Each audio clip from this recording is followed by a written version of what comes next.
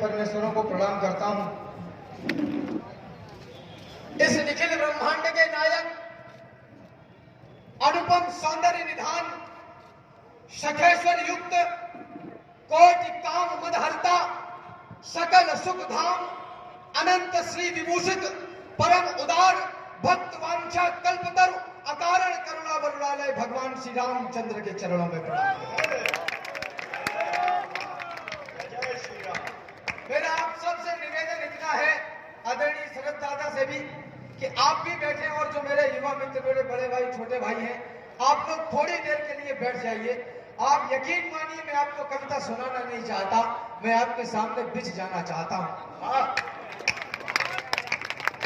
अपनी डायरियां होटल में रख के आया हूँ, मेरे पास फोन 164 GB का है, उसमें बहुत सारी कविताएं लिखी हैं, लेकिन यकीन मानिए मैं उसमें से वो आपको सुनाकर जाऊंगा जिसकी आपने कल्पना भी नहीं की होगी। निवेदन करना चाहता हूँ। उन्होंने कहा कि हम मजदूर मेहनत मजदूरी करें, हमको क्या मतलब मृत मुस्कान से। सांझ होने पर लौटते हैं घर और पहले ही उठ जाते पहली अजान से। कली फूल भंवरे ना हमको लुभा सकेंगे, क्योंकि पेट भरता ना मन की उड़ान से। और रात भर जागकर चांद तारे क्यों निहारे, रोटी टपकेगी क्या बताओ आसमान। क्या भाई, देवी प्रसाद शुक्ल राय जी कहते हैं, रूप से कह दो कि देखे दूसरा घर। ये मुझसे ज्यादा चिल्लाएगा। रूप से कह दो कि देखे दूसरा घर, मैं गरीबी की जवानी हूं, मुझे फुर्सत नहीं है। और झोपड़ी बेरी बहन फुटपाथ है वीरन हमारा, माँ गरीबी कर्ज बापू दर्द है छाजन हमारा। एक सौतन सी मुसीबत हाथ दो पीछे पड़ी है, ठंडरों से पूछ लेना है कहाँ छाजन तुम्हारा। और होंगे वो जो खेले रूप रंगों के खिलौने, मैं दुखों की राजधानी हूं, मुझे फुर्सत नहीं। क्या तुमने सोचा कभी राष्ट्र की वेदी पर बलिदानियों ने अपना दान दे दिया, इस देश को सुरक्षित करके हमारे और आपके हाथों में दिया। हमारा और आपका दायित्व क्या बनता है, हमारी आपकी जिम्मेदारी क्या है। गुणगान तो देवों को भी पसंद है, 100 कविताएं गुणगान की पढ़ सकता हूं, लेकिन जिम्मेदारी और दायित्व पढ़ना चाहता हूं, मलहम वहां लगाना चाहता हूं जहां घाव है। निवेदन कर रहा हूं, कहां बैठा ये कोई नहीं सुनता, जो जम रहा होगा उसे नहीं सुनते, ऐसे निकाल देते हैं। निवेदन कर रहा हूं, क्या तुमने सोचा कभी राष्ट्र की वेदी पर पग ऐसा वैसा कैसा कैसा सोचा होगा। हम टका खर्चने में विचार करते इतना, वो लोग स्वयं को खर्च कर गए क्यों सोचो। क्यों अपनी इच्छाओं का गला दबा कर गए, बलिदान हो गए क्षण भर को बस यूं सोचो। थोड़ा सा चिंतन करो दानियों का जीवन, जीवन के जैसा ही था या वनवास रहा। खुशियों का आंचल उन्हें कभी भी मिल पाया, या फिर पूरा जीवन ही बहुत उदास रहा। सोचो सोचो अंतिम क्षण में फंदे द्वारा टेटुआ टमाटर की ही भांति कसा होगा, तब क्या सोचा होगा उन राजकुमारों ने। सोचो क्या सोचा होगा और हंसा होगा उनको जो भी चुनना था उसे चुना खुलकर। तुम हो स्वतंत्र, जो चाहो उसे चुने जाओ, लेकिन चुनने से पहले है युग के पौरुष, जो कहता हूं उसको भी तनिक सुने जाओ। हमारी भूमि से हमको भगाया जा रहा था। लोगों ने कहा राम तुम बड़ी तीर तलवारों की तमंचों की बात करते हो, युद्ध की बात करते हो, तुमने कितनी लड़ाइयां लड़ी। उनसे कहना चाहता हूं मैं लड़ाई लड़ता हूं, 5 वर्ष में एक बार लड़ता हूं, और मुझे पता है कि बटन कौन सा दबाना है। आपकी तालियां कमजोर है, माफ करिए। हमारी भूमि से हमको भगाया जा रहा था, हमारे मान को नंगा नचाया जा रहा था, हमारे घर मसालों से जलाए जा रहे थे, नन्ही देह पर भाले चलाए जा रहे थे, हाथियों से हमें कुचला मिटाया जा रहा था, हमें कायर, बहुत कायर बताया जा रहा था। अड़ते नहीं तो क्या करते, कोई बतलाए हम लड़ते नहीं तो क्या करते।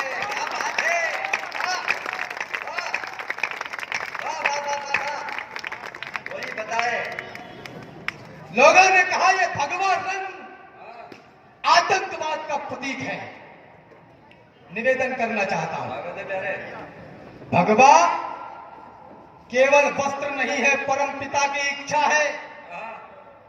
इसे पहनकर जिंदा रहना सबसे बड़ी परीक्षा है। भगवा पहना प्रभु राम ने, मर्यादा में बड़े हुए।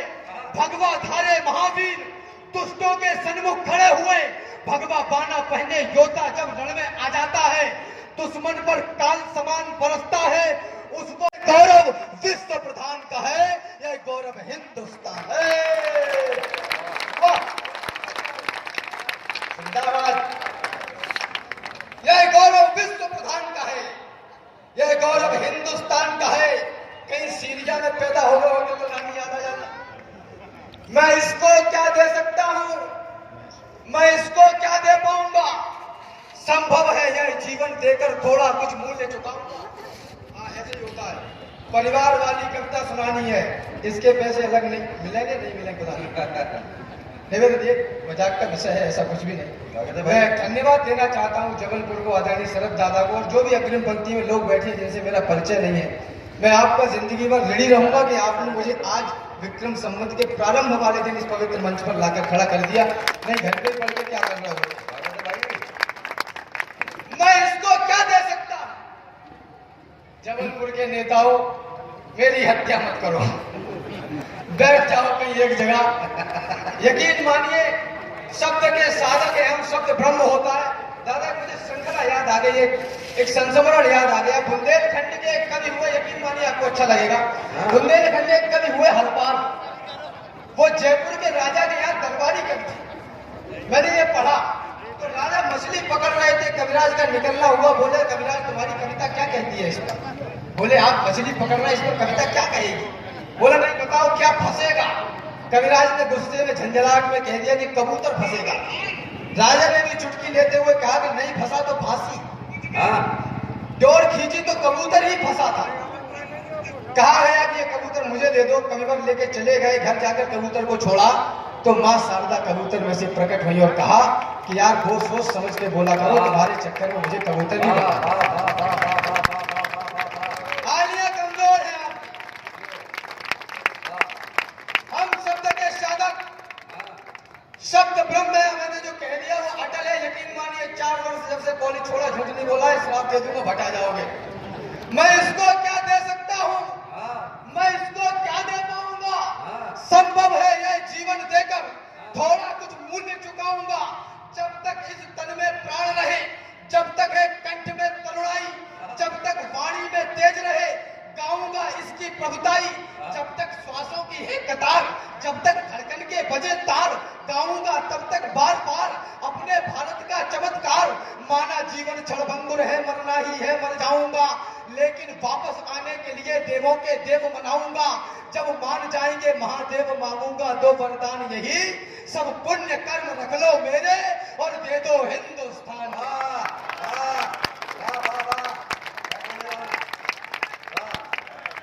अरे भारत माता की जय। मुझसे ज्यादा चिल्ला लोगे क्या।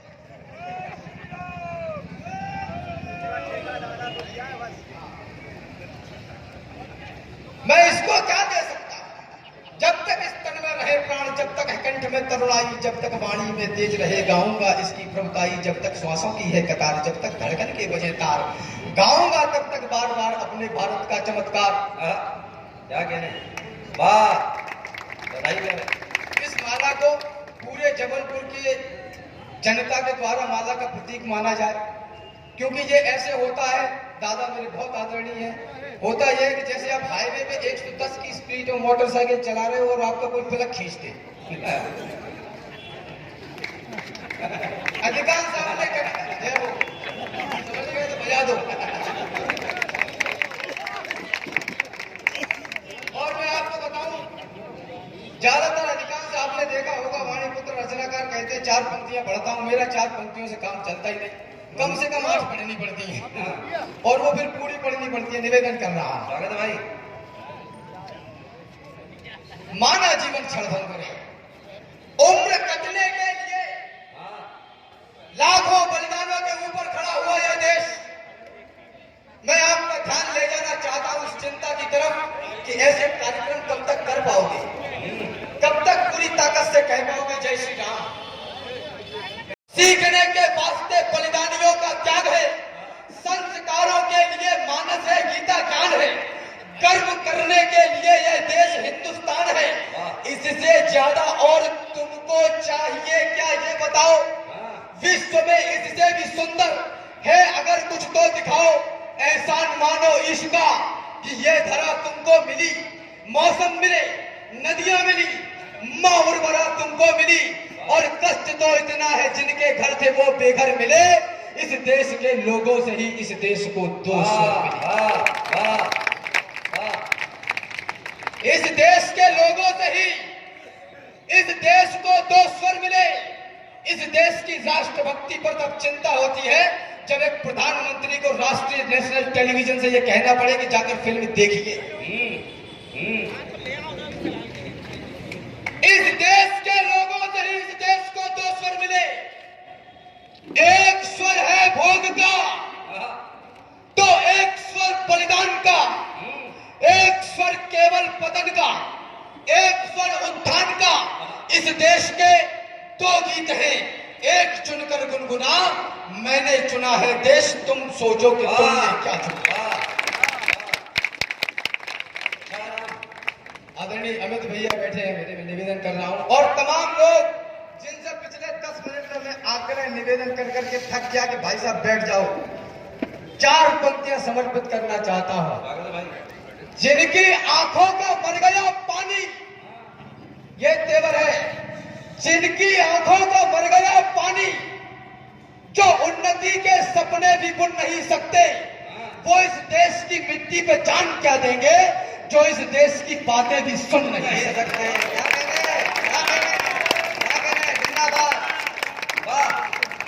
अरे इसी मंच पर अगर किसी ठुमके वाली को ले आते, लाल लिपस्टिक लगी हुई झुमके वाली को ले आते, तो फिर उसके ठुमकों का व्याख्यान बांचने लगते लोग। ताली वाली बात छोड़िए, यहाँ नाचने लगते लोग।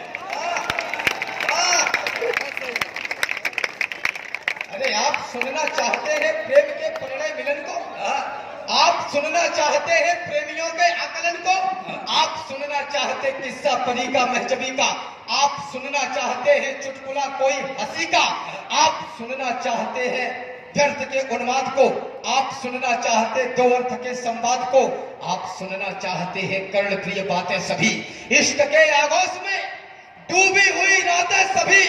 अरे वो मिलन के गीत या फिर इस धरा की वेदना, आधुनिकता में कुचलती मानवीय संवेदना, कोई हंसी की बात सुननी या दिलों की खाइयां, रूप का लावण्य या आंखों के नीचे झाइयां, बोलो गुलाबी गाल गाऊं या किसी आदर्श को, हीर राजा या किसी मजदूर के संघर्ष को, दर्द की गाऊं व्यथा या मौत के आकाश को, सिर कटे सैनिक कहूं या फिर किसी मधुमास को बकवास में और देशभक्ति में तुम्हें चुनना है क्या?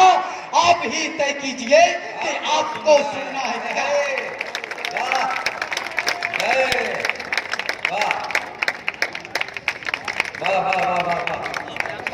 जिंदाबाद। आप ही तय कीजिए, आपको पिछले 70-75 वर्षों में इस देश की युवा संतति के मस्तिष्क में यह विचार अमल जलाना है।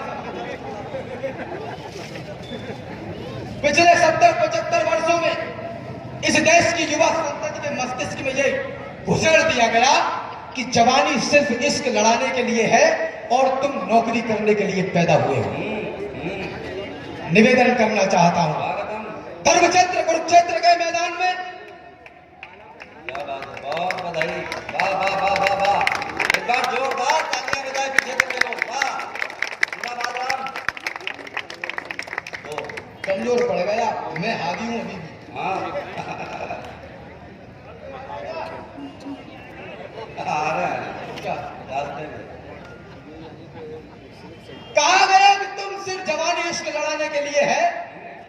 और आप बेरोजगार हैं, नौकरी करने के लिए पैदा हुए हैं। निवेदन करना चाहता हूं, स्वागत है भाई। जो कुछ कहूंगा पूरे तर्क के साथ कहूंगा, क्योंकि मैं लाइब्रेरी से निकलता हूं, पंचर की दुकान से नहीं।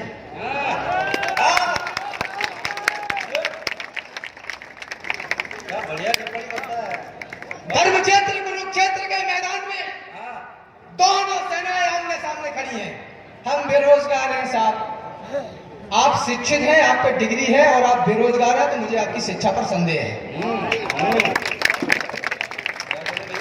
और दूसरी बात, यदि जवानी में भी मांग रहे हो तो तुमसे बड़ा कायर इस धरती पर है कौन? धर्म क्षेत्र कुरुक्षेत्र के मैदान में दोनों सेनाएं आमने सामने हैं। संजय ने महाराज धृतराष्ट्र को रेखांकित करते हुए बताया कि कौन कहां खड़ा है। श्लोक आता है, काश्यस्य परमेशवासा शिखंडी च महारथा। आपकी तालियां उठें, जिस देश का शिखंडी भी महारथी हो, उस देश में इतनी नपुंसक संतान है। अरे ये देश गिर पड़ा है, इसको उठाइए। मरहम न सही, घाव पर कुछ तो लगाइए। कहते हो मेरे दिल में धड़कता है तिरंगा, किस किस के धड़कता है चीर कर दिखाइए। मैं ये नहीं, किस किस के धड़कता है चीर कर दिखाइए। और बेरोजगार हो तो डिग्रियों को फाड़ दो, इस देश को नौकर नहीं मालिक बनाइए। जिंदाबाद जिंदाबाद जिंदाबाद। क्या कहने